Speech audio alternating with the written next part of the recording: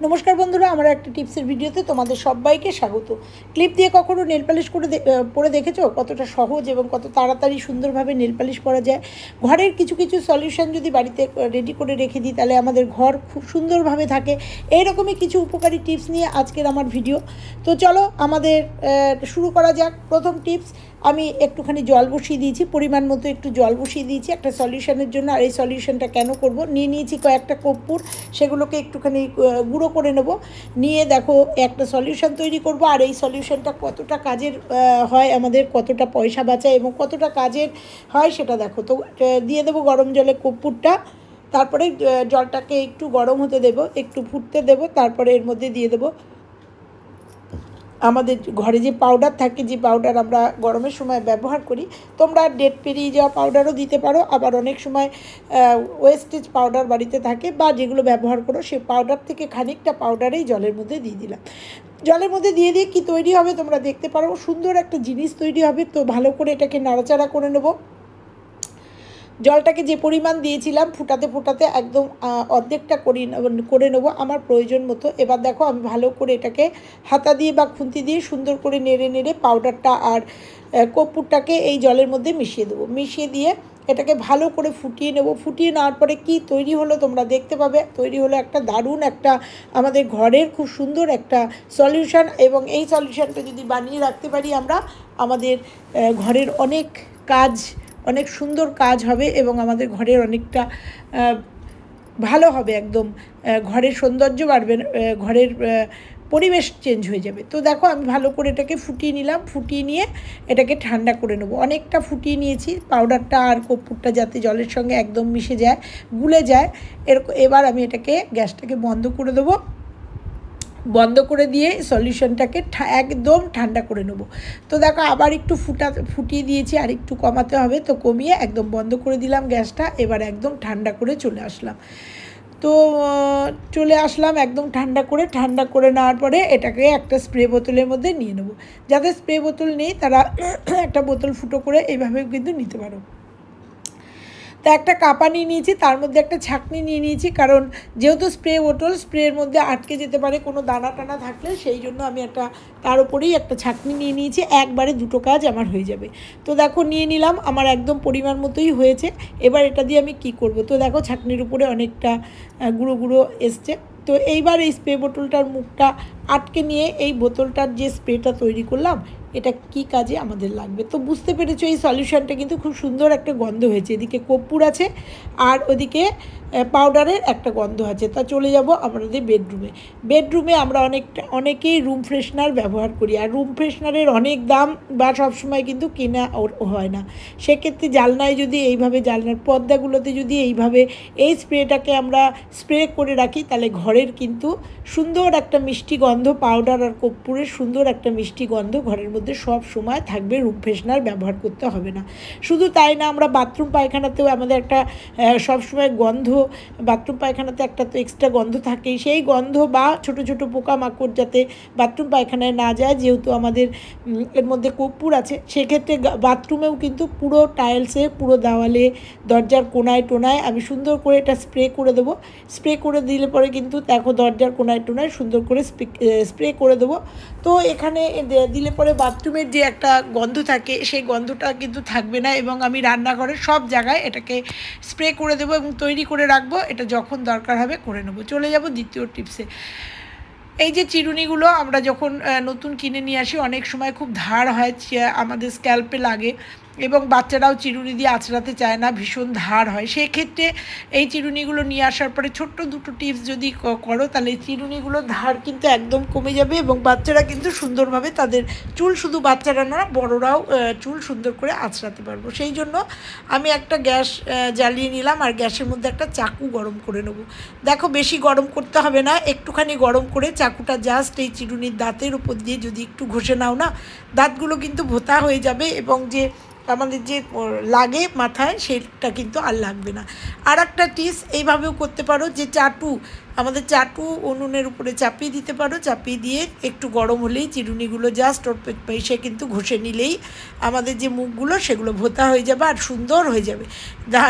খেয়াল রাখতে হবে খুব বেশি গরম করা কিন্তু যাবে না, জাস্ট একটু গরম করে একটুখানি ঘষে নিলেই কিন্তু চিরুনাগুলো ধার একদম কমে যাবে এবং বাচ্চা থেকে বড় সবাই এইভাবে ইউজ করতে পারবে।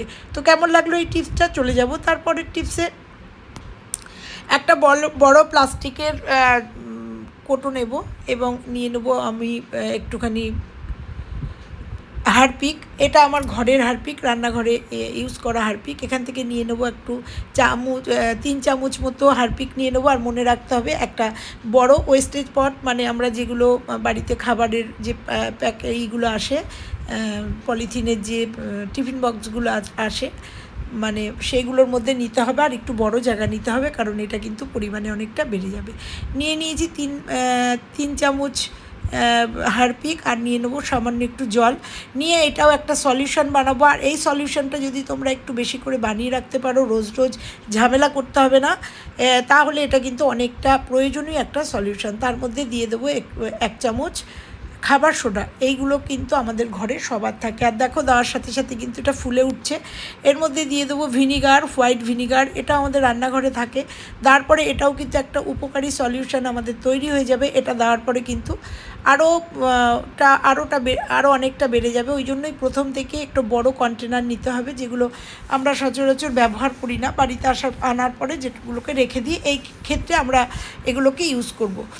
তো দেখো ভালো করে এটাকে আমরা মেশাবো, আর এটা অনেকটা ফুলে যাবে। এটা একটু ওয়েট করতে হবে যতক্ষণ এর ফেনাটা না কমে যায়। একটুখানি ওয়েট করার পরে আমরা এটা নাড়ানোর পরে দেখতে পাবো কিন্তু যে এটা আস্তে আস্তে ফুলে উঠছে।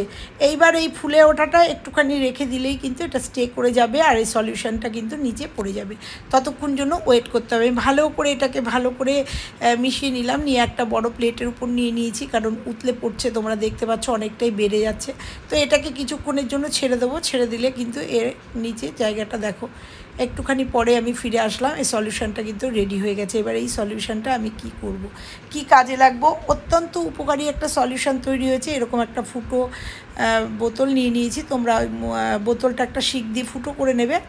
আমার ঘরে এটা ছিল ফুটো বোতলটা, আর তার মধ্যে আমি সলিউশনটা ঢেলে নিলাম। এই সলিউশনটা অনেকটা পরিমাণ তোমরা করে রাখবে, তাহলে কিন্তু এটা রোজ রোজ করতে হবে না। আমি এরকম প্রচুর সলিউশন আমার বাড়িতে করা আছে, সেটা তোমাদের দেখাবো। এবং আমি এগুলো যে কাজে লাগে সেই কাজে কিন্তু আমি ব্যবহার করি। রোজ রোজ কিন্তু এই সলিউশনটা আমি করি না।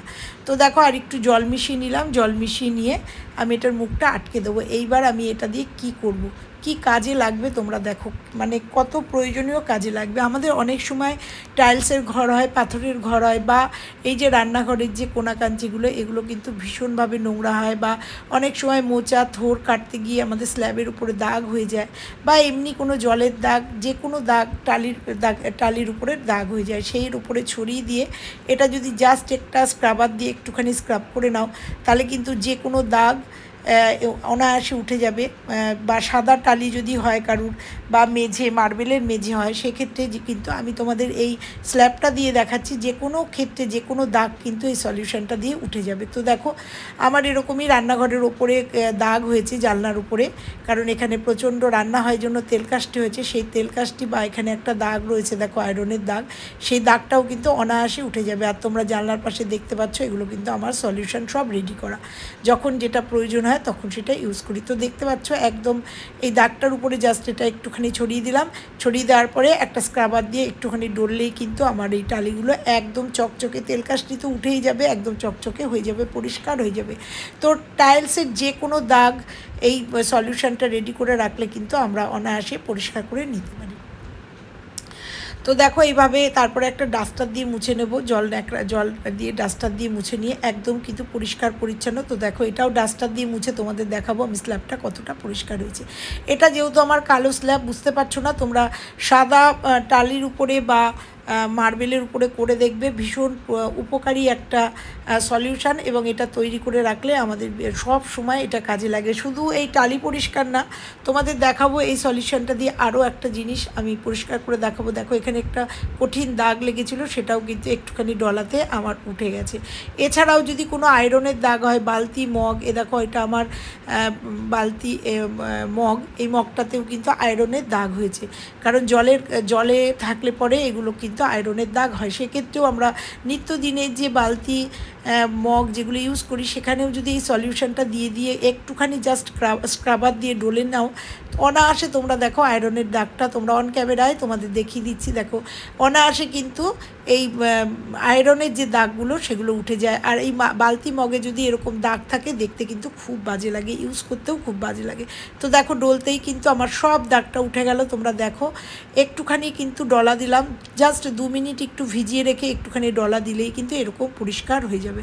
তো তোমরা দেখতে পাচ্ছ কতটা পরিষ্কার হয়েছে। এইভাবে যে ইউজ করা যে আমাদের প্লাস্টিকের বালতি, মগ যেগুলো আমরা ইউজ করি বাথরুমে বলো বা স্নানের জায়গায় বলো, সেক্ষেত্রে এগুলো যদি আমরা এই সলিউশনটা বানিয়ে রাখি আর সপ্তাহে একদিন যদি এই সলিউশনটা দিয়ে এই প্লাস্টিকের জিনিসগুলো আমরা পরিষ্কার করি, অনায়াসে দেখো খুব সুন্দরভাবে আয়রন উঠে গিয়ে পরিষ্কার হয়ে যায়। তো ধুয়ে নিয়ে এসেছি, দেখো ধুয়ে নিয়ে আসার পরে কেমন ছিল মগটা আর কেমন হয়েছে তোমরা দেখতে পাচ্ছ।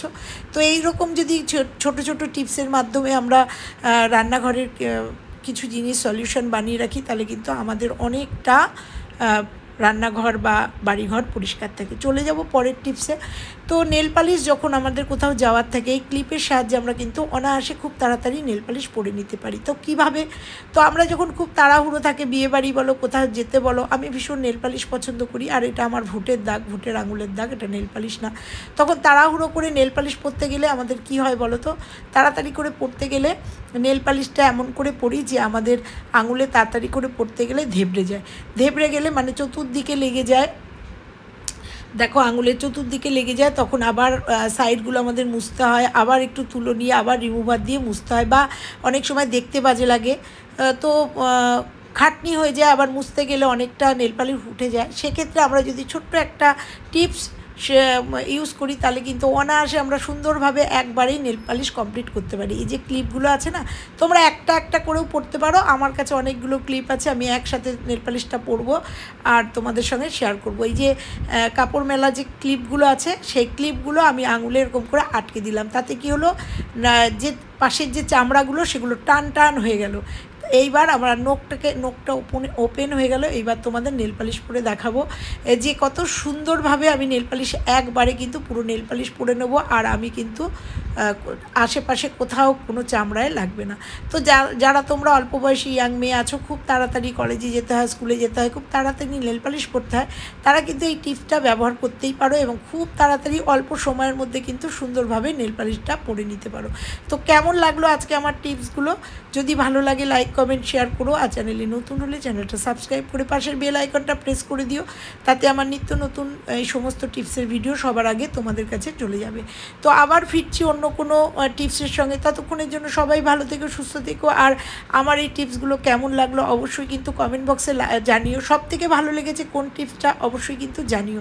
তোমাদের একটা কমেন্ট কিন্তু আমাকে অনেক প্রেরণা দেয়। আবার ফিরছি অন্য কোনো টিপসের সঙ্গে। ততক্ষণের জন্য সবাই ভালো থেকো, সুস্থ থেকো, টাটা।